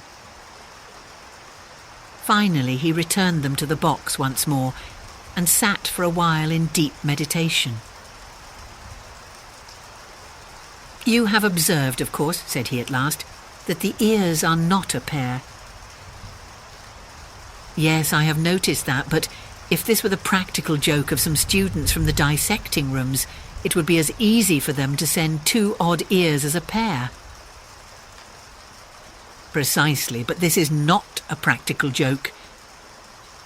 "You are sure of it?" "The presumption is strongly against it. Bodies in the dissecting rooms are injected with preservative fluid. These ears bear no signs of this. They are fresh too. They have been cut off with a blunt instrument, which would hardly happen if a student had done it. Again, carbolic or rectified spirits would be the preservatives which would suggest themselves to the medical mind, certainly not rough salt. I repeat that there is no practical joke here, but that we are investigating a serious crime." A vague thrill ran through me as I listened to my companion's words and saw the stern gravity which had hardened his features. This brutal preliminary seemed to shadow forth some strange and inexplicable horror in the background. Lestrade, however, shook his head like a man who is only half convinced. "There are objections to the joke theory, no doubt," said he, "but there are much stronger reasons against the other. We know that this woman has led a most quiet and respectable life at Penge, and here for the last 20 years. She has hardly been away from her home for a day during that time. Why on earth, then, should any criminal send her the proofs of his guilt, especially as, unless she is a most consummate actress, she understands quite as little of the matter as we do? "That is the problem which we have to solve," Holmes answered, "and for my part I shall set about it by presuming that my reasoning is correct and that a double murder has been committed. One of these ears is a woman's, small, finely formed and pierced for an earring. The other is a man's, sunburned, discoloured and also pierced for an earring. These 2 people are presumably dead, or we should have heard their story before now. Today is Friday. The packet was posted on Thursday morning. The tragedy then occurred on Wednesday or Tuesday or earlier. If the 2 people were murdered, who but their murderer would have sent this sign of his work to Miss Cushing? We may take it that the sender of the packet is the man whom we want, but he must have some strong reason for sending Miss Cushing this packet. What reason, then? It must have been to tell her that the deed was done, or to pain her, perhaps. But in that case she knows who it is. Does she know? I doubt it. If she knew, why should she call the police in? She might have buried the ears and no one would have been the wiser. That is what she would have done if she had wished to shield the criminal. But if she does not wish to shield him, she would give his name. There is a tangle here which needs straightening out. He had been talking in a high, quick voice, staring blankly up over the garden fence, but now he sprang briskly to his feet and walked towards the house. "I have a few questions to ask Miss Cushing," said he. "In that case I may leave you here," said Lestrade, "for I have another small business on hand. I think that I have nothing further to learn from Miss Cushing. You will find me at the police station." "We shall look in on our way to the train," answered Holmes. A moment later he and I were back in the front room, where the impassive lady was still quietly working away at her antimacassar. She put it down on her lap as we entered and looked at us with her frank, searching blue eyes. "I'm convinced, sir," she said, "that this matter is a mistake, and that the parcel was never meant for me at all. I have said this several times to the gentleman from Scotland Yard, but he simply laughs at me. I have not an enemy in the world as far as I know, so why should anyone play me such a trick?" "I am coming to be of the same opinion, Miss Cushing," said Holmes, taking a seat beside her. "I think that it is more than probable." He paused, and I was surprised, on glancing round, to see that he was staring with singular intentness at the lady's profile. Surprise and satisfaction were both for an instant to be read upon his eager face. Though when she glanced round to find out the cause of his silence, he had become as demure as ever. I stared hard myself at her flat grizzled hair, her trim cap, her little gilt earrings, her placid features, but I could see nothing which could account for my companion's evident excitement. "There were one or two questions—" "Oh, I am weary of questions," cried Miss Cushing impatiently. "You have two sisters, I believe." "How could you know that?" "I observed the very instant that I entered the room that you have a portrait group of 3 ladies upon the mantelpiece, one of whom is undoubtedly yourself, while the others are so exceedingly like you that there could be no doubt of the relationship." "Yes, you are quite right. Those are my sisters, Sarah and Mary. And here at my elbow is another portrait taken at Liverpool of your younger sister, in the company of a man who appears to be a steward by his uniform. I observed that she was unmarried at the time." "You are very quick at observing." "That is my trade." "Well, you are quite right, but she was married to Mr. Browner a few days afterwards. He was on the South American line when that was taken, but he was so fond of her that he couldn't abide to leave her for so long, and he got into the Liverpool and London boats." "Ah, the Conqueror, perhaps?" "No, the Mayday, when last I heard. Jim came down here to see me once. That was before he broke the pledge. But afterwards he would always take drink when he was ashore, and a little drink would send him stark, staring mad. Ah, it was a bad day that ever he took a glass in his hand again. First he dropped me, then he quarrelled with Sarah, and now that Mary has stopped writing, we don't know how things are going with them." It was evident that Miss Cushing had come upon a subject on which she felt very deeply. Like most people who lead a lonely life, she was shy at first, but ended by becoming extremely communicative. She told us many details about her brother-in-law, the steward, and then, wandering off on the subject of her former lodgers, the medical students, she gave us a long account of their delinquencies, with their names and those of their hospitals. Holmes listened attentively to everything, throwing in a question from time to time. "About your second sister, Sarah," said he. "I wonder, since you are both maiden ladies, that you do not keep house together." "Ah, you don't know Sarah's temper, or you would wonder no more. I tried it when I came to Croydon, and we kept on until about 2 months ago when we had to part. I don't want to say a word against my own sister, but she was always meddlesome and hard to please, was Sarah." "You say that she quarrelled with your Liverpool relations?" "Yes, and they were the best of friends at one time. Why, she went up there to live in order to be near them. And now she has no word hard enough for Jim Browner.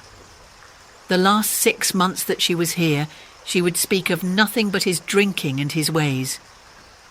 He had caught her meddling, I suspect, and given her a bit of his mind, and that was the start of it." "Thank you, Miss Cushing," said Holmes, rising and bowing. "Your sister Sarah lives, I think you said, at New Street, Wallington. Goodbye, and I'm very sorry that you should have been troubled over a case with which, as you say, you have nothing whatever to do." There was a cab passing as we came out, and Holmes hailed it. "How far to Wallington?" he asked. "Only about a mile, sir." "Very good. Jump in, Watson. We must strike while the iron is hot. Simple as the case is, there have been 1 or 2 very instructive details in connection with it. Just pull up at a telegraph office as you pass, cabby." Holmes sent off a short wire, and for the rest of the drive lay back in the cab, with his hat tilted over his nose to keep the sun from his face. Our driver pulled up at a house which was not unlike the one which we had just quitted.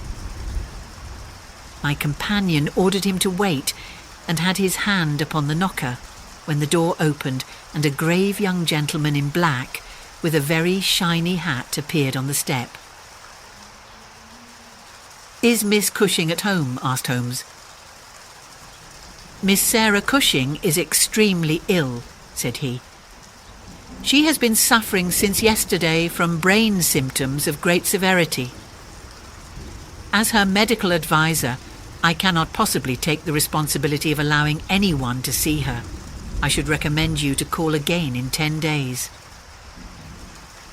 He drew on his gloves, closed the door, and marched off down the street. "Well, if we can't, we can't," said Holmes cheerfully. "Perhaps she could not or would not have told you much." "I did not wish her to tell me anything. I only wanted to look at her. However, I think that I have got all that I want. Drive us to some decent hotel, cabby, where we may have some lunch, and afterwards we shall drop down upon Friend Lestrade at the police station." We had a pleasant little meal together, during which Holmes would talk about nothing but violins, narrating with great exultation how he had purchased his own Stradivarius, which was worth at least 500 guineas, at a broker's in Tottenham Court Road for 55 shillings. This led him to Paganini, and we sat for an hour over a bottle of claret while he told me anecdote after anecdote of that extraordinary man. The afternoon was far advanced, and the hot glare had softened into a mellow glow before we found ourselves at the police station. Lestrade was waiting for us at the door. "A telegram for you, Mr. Holmes," said he. "Wonderful, it is the answer." He tore it open, glanced his eyes over it, and crumpled it into his pocket. "That's all right," said he. "Have you found out anything?" "I have found out everything." "What?" Lestrade stared at him in amazement. "You are joking." "I was never more serious in my life. A shocking crime has been committed, and I think I have now laid bare every detail of it." "And the criminal?" Holmes scribbled a few words upon the back of one of his visiting cards and threw it over to Lestrade. "That is the name," he said. "You cannot effect an arrest until tomorrow night at the earliest. I should prefer that you do not mention my name at all in connection with the case, as I choose to be only associated with those crimes which present some difficulty in their solution. Come on, Watson." We strode off together to the station, leaving Lestrade still staring with a delighted face at the card which Holmes had thrown him. "The case," said Sherlock Holmes as we chatted over our cigars that night in our rooms at Baker Street, "is one where, as in the investigations which you have chronicled under the names of A Study in Scarlet and of The Sign of Four, we have been compelled to reason backward from effects to causes. I have written to Lestrade asking him to supply us with the details which are now wanting, and which he will only get after he has secured his man, that he may be safely trusted to do, for although he is absolutely devoid of reason, he is as tenacious as a bulldog when he once understands what he has to do, and indeed, it is just this tenacity which has brought him to the top at Scotland Yard." "Your case is not complete, then?" I asked. "It is fairly complete in essentials. We know who the author of the revolting business is, although one of the victims still escapes us. Of course, you have formed your own conclusions.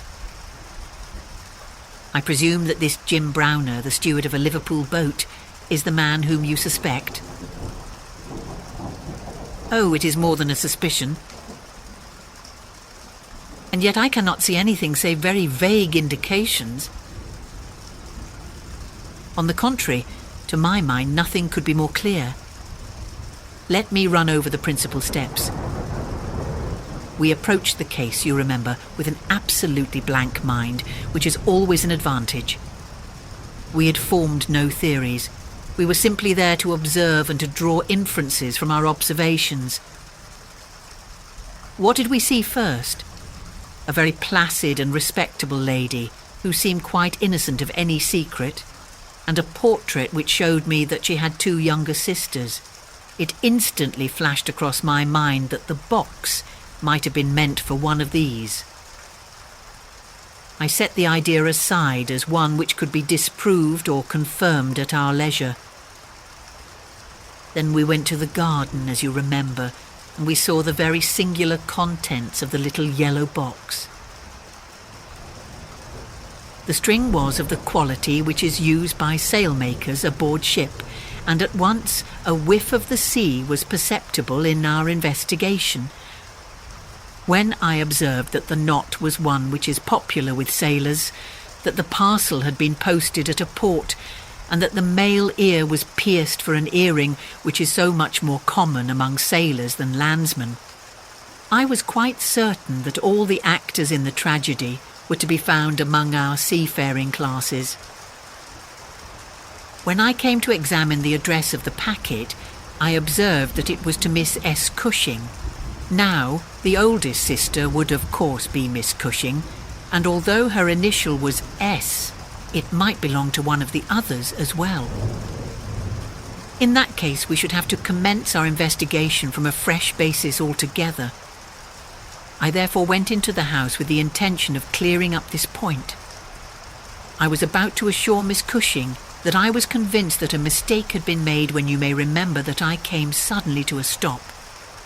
The fact was that I had just seen something which filled me with surprise and at the same time narrowed the field of our inquiry immensely. As a medical man, you are aware, Watson, that there is no part of the body which varies so much as the human ear. Each ear is as a rule quite distinctive and differs from all other ones. In last year's anthropological journal you will find 2 short monographs from my pen upon the subject. I had therefore examined the ears in the box with the eyes of an expert and had carefully noted their anatomical peculiarities.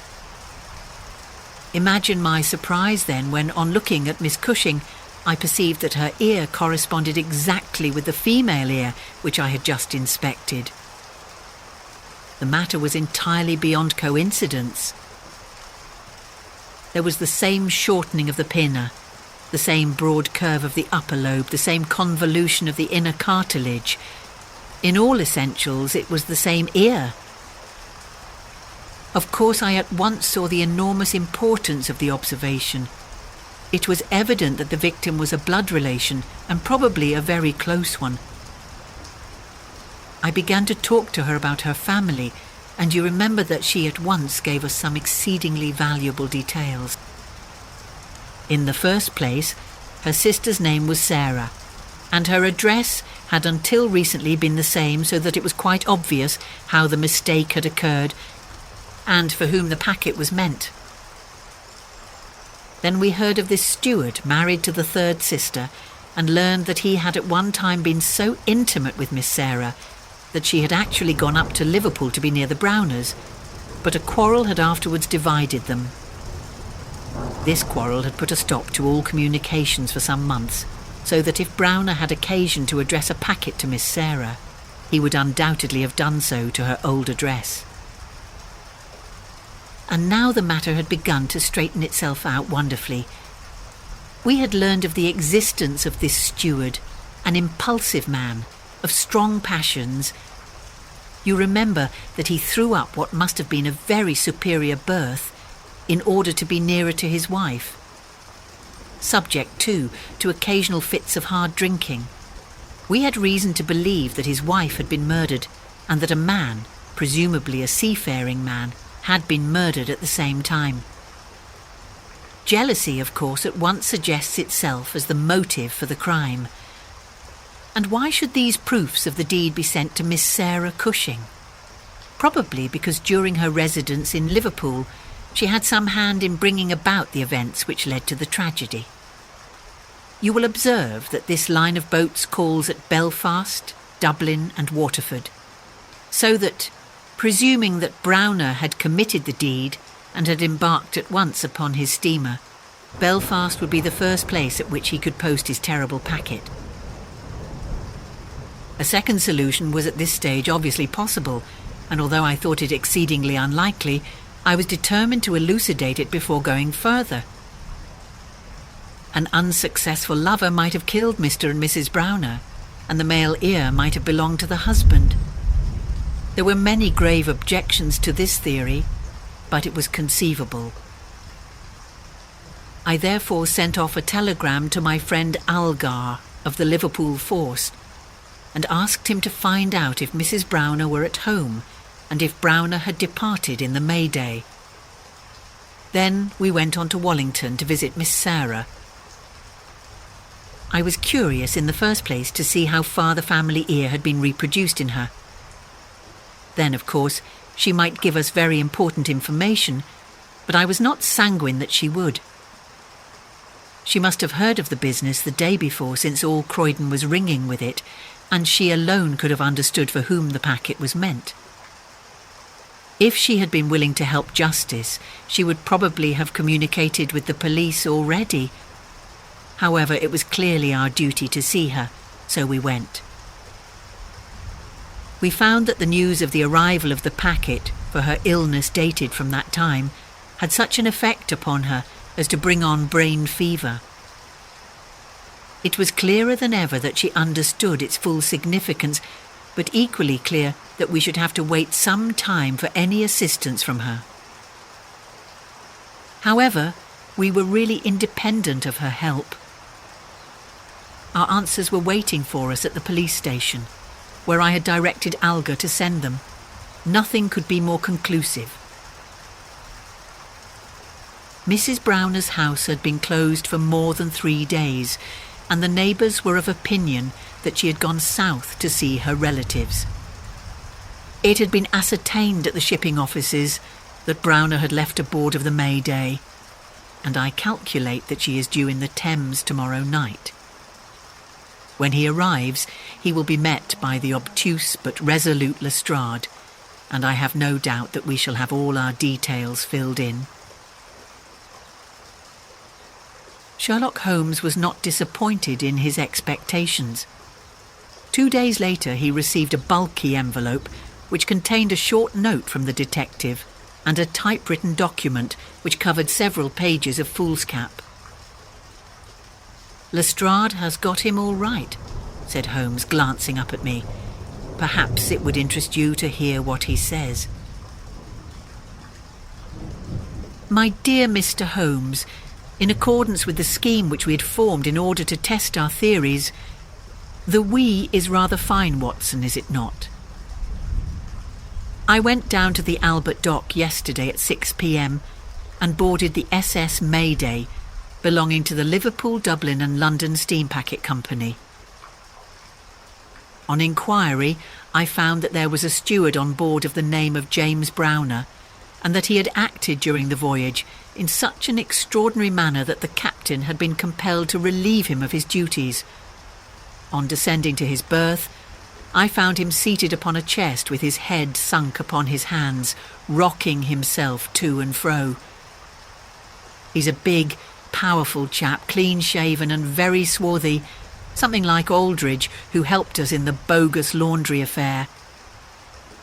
He jumped up when he heard my business, and I had my whistle to my lips to call a couple of river police who were round the corner, but he seemed to have no heart in him, and he held out his hands quietly enough for the Darbys. We brought him along to the cells and his box as well, for we thought there might be something incriminating. But bar a big sharp knife such as most sailors have, we got nothing for our trouble. However, we find that we shall want no more evidence, for on being brought before the inspector at the station, he asked leave to make a statement, which was of course taken down just as he made it by our shorthand man. We had 3 copies typewritten, one of which I enclose. The affair proves, as I always thought it would, to be an extremely simple one. But I am obliged to you for assisting me in my investigation. With kind regards, yours very truly, G. Lestrade. The investigation really was a very simple one, remarked Holmes. But I don't think it struck him in that light when he first called us in. However, let us see what Jim Browner has to say for himself. This is his statement as made before Inspector Montgomery at the Shadwell police station, and it has the advantage of being verbatim. Have I anything to say? Yes, I have a deal to say. I have to make a clean breast of it all. You can hang me or you can leave me alone. I don't care a plug which you do. I tell you, I've not shut an eye in sleep since I did it, and I don't believe I ever will again until I get past all waking. Sometimes it's his face, but most generally it's hers. I'm never without one or the other before me. He looks frowning and black-like, but she has a kind of surprise upon her face. Ay, the white lamb, she might well be surprised when she read death on a face that had seldom looked anything but love upon her before. But it was Sarah's fault, and may the curse of a broken man put a blight on her and set the blood rotting in her veins. It's not that I want to clear myself. I know that I went back to drink like the beast that I was. But she would have forgiven me. She would have stuck as close to me as a rope to a block if that woman had never darkened our door. For Sarah Cushing loved me. That's the root of the business. She loved me until all her love turned to poisonous hate, when she knew that I thought more of my wife's footmark in the mud than I did of her whole body and soul. There were 3 sisters altogether. The old one was just a good woman, the second was a devil, and the third was an angel.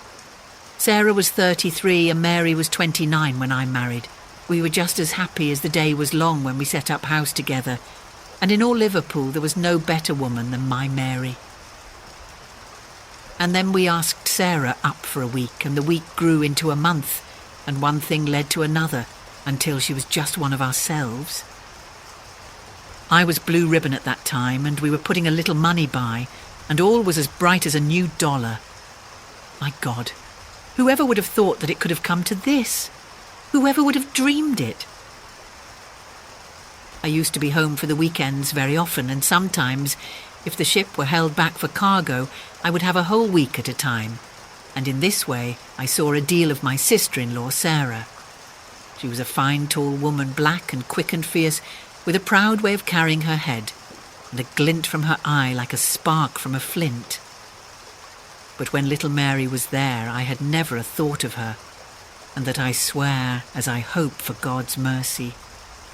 It had seemed to me sometimes that she liked to be alone with me, or to coax me out for a walk with her, but I had never thought anything of that. But one evening my eyes were opened. I had come up from the ship and found my wife out, but Sarah at home. "Where's Mary?" I asked. "Oh, she has gone to pay some accounts." I was impatient and paced up and down the room. "Can't you be happy for 5 minutes without Mary, Jim?" says she. "It's a bad compliment to me that you can't be contented with my society for so short a time." "That's all right, my lass," said I, putting out my hand towards her in a kindly way. But she had it in both hers in an instant, and they burned as if they were in a fever. I looked into her eyes and I read it all there. There was no need for her to speak, nor for me either. I frowned and drew my hand away. Then she stood by my side in silence for a bit, and then put up her hand and patted me on the shoulder. "Steady, old Jim," said she, and with a kind of mocking laugh she ran out of the room. Well, from that time Sarah hated me with her whole heart and soul, and she is a woman who can hate too. I was a fool to let her go on biding with us, a besotted fool, but I never said a word to Mary, for I knew it would grieve her. Things went on much as before, but after a time I began to find that there was a bit of a change in Mary herself. She had always been so trusting and so innocent, but now she became queer and suspicious, wanting to know where I had been and what I had been doing, and whom my letters were from, and what I had in my pockets, and 1,000 such follies.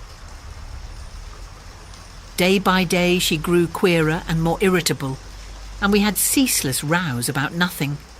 I was fairly puzzled by it all. Sarah avoided me now, but she and Mary were just inseparable. I can see now how she was plotting and scheming and poisoning my wife's mind against me, but I was such a blind beetle that I could not understand it at the time. Then I broke my blue ribbon and began to drink again, but I think I should not have done it if Mary had been the same as ever. She had some reason to be disgusted with me now, and the gap between us began to be wider and wider, and then this Alec Fairbairn chipped in, and things became 1,000 times blacker. It was to see Sarah that he came to my house first, but soon it was to see us, for he was a man with winning ways, and he made friends wherever he went. He was a dashing, swaggering chap, smart and curled, who had seen half the world and could talk of what he had seen. He was good company, I won't deny it, and he had wonderful polite ways with him for a sailor man, so that I think there must have been a time when he knew more of the poop than the forecastle. For a month he was in and out of my house, and never once did it cross my mind that harm might come of his soft, tricky ways. And then at last something made me suspect, and from that day my peace was gone forever. It was only a little thing too. I had come into the parlour unexpected, and as I walked in at the door I saw a light of welcome on my wife's face. But as she saw who it was, it faded again, and she turned away with a look of disappointment. That was enough for me. There was no one but Alec Fairbairn whose step she could have mistaken for mine. If I could have seen him, then I should have killed him, for I have always been like a madman when my temper gets loose.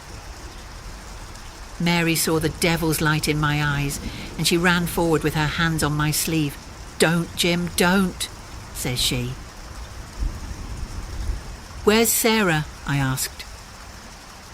"In the kitchen," says she. "Sarah," says I as I went in, "this man Fairbairn is never to darken my door again." "Why not?" says she. "Because I order it." "Oh," says she, "if my friends are not good enough for this house, then I am not good enough for it either." "You can do what you like," says I, "but if Fairbairn shows his face here again, I'll send you one of his ears for a keepsake." She was frightened by my face, I think, for she never answered a word, and the same evening she left my house. I don't know now whether it was pure devilry on the part of this woman, or whether she thought that she could turn me against my wife by encouraging her to misbehave. Anyway, She took a house just 2 streets off and let lodgings to sailors. Fairbairn used to stay there, and Mary would go round to have tea with her sister and him. How often she went, I don't know, but I followed her one day, and as I broke in at the door, Fairbairn got away over the back garden wall like the cowardly skunk that he was. I swore to my wife that I would kill her if I found her in his company again, and I led her back with me, sobbing and trembling, and as white as a piece of paper. There was no trace of love between us any longer. I could see that she hated me and feared me, and when the thought of it drove me to drink, then she despised me as well. Well, Sarah found that she couldn't make a living in Liverpool, so she went back, as I understand, to live with her sister in Croydon, and things jogged on much the same as ever at home. And then came this last week and all the misery and ruin. We had gone on the May Day for a round voyage of 7 days, but a hogshead got loose and started one of our plates, so that we had to put back into port for 12 hours. I left the ship and came home, thinking what a surprise it would be for my wife, and hoping that maybe she would be glad to see me so soon. The thought was in my head as I turned into my own street, and at that moment a cab passed me, and there she was sitting by the side of Fairbairn, the two chatting and laughing, with never a thought for me as I stood watching them from the footpath. I tell you, and I give you my word for it, that from that moment I was not my own master, and it is all like a dim dream when I look back on it. I had been drinking hard of late, and the two things together fairly turned my brain. There's something throbbing in my head now like a docker's hammer, but that morning I seemed to have all Niagara whizzing and buzzing in my ears. Well, I took to my heels and I ran after the cab. I had a heavy oak stick in my hand, and I tell you I saw red from the first. But as I ran I got cunning too, and hung back a little to see them without being seen. They pulled up soon at the railway station. There was a good crowd round the booking office, so I got quite close to them without being seen. They took tickets for New Brighton, so did I, but I got in 3 carriages behind them. When we reached it, they walked along the parade, and I was never more than 100 yards from them. At last I saw them hire a boat and start for a row, for it was a very hot day, and they thought, no doubt, that it would be cooler on the water. It was just as if they had been given into my hands. There was a bit of a haze, and you could not see more than a few 100 yards. I hired a boat for myself, and I pulled after them. I could see the blur of their craft, but they were going nearly as fast as I, and they must have been a long mile from the shore before I caught them up. The haze was like a curtain all round us, and there were we 3 in the middle of it. My God, shall I ever forget their faces when they saw who was in the boat that was closing in upon them? She screamed out. He swore like a madman and jabbed at me with an oar, for he must have seen death in my eyes. I got past it and got one in with my stick that crushed his head like an egg. I would have spared her, perhaps, for all my madness, but she threw her arms round him, crying out to him and calling him Alec. I struck again, and she lay stretched beside him. I was like a wild beast then that had tasted blood. If Sarah had been there, by the Lord, she should have joined them. I pulled out my knife and, well, there, I've said enough. It gave me a kind of savage joy when I thought how Sarah would feel when she had such signs as these of what her meddling had brought about. Then I tied the bodies into the boat, stove a plank, and stood by until they had sunk. I knew very well that the owner would think that they had lost their bearings in the haze and had drifted off out to sea. I cleaned myself up, got back to land, and joined my ship without a soul having a suspicion of what had passed. That night I made up the packet for Sarah Cushing, and next day I sent it from Belfast. There you have the whole truth of it, You can hang me or do what you like with me, but you cannot punish me as I have been punished already. I cannot shut my eyes, but I see those two faces staring at me as they stared when my boat broke through the haze. I killed them quick, but they are killing me slow. And if I have another night of it, I shall be either mad or dead before morning. You won't put me alone into a cell, sir. For pity's sake don't, and may you be treated in your day of agony as you treat me now. What is the meaning of it, Watson? Said Holmes solemnly as he laid down the paper. What object is served by this circle of misery and violence and fear? It must tend to some end, or else our universe is ruled by chance, which is unthinkable. But what end? There is the great standing perennial problem to which human reason is as far from an answer as ever.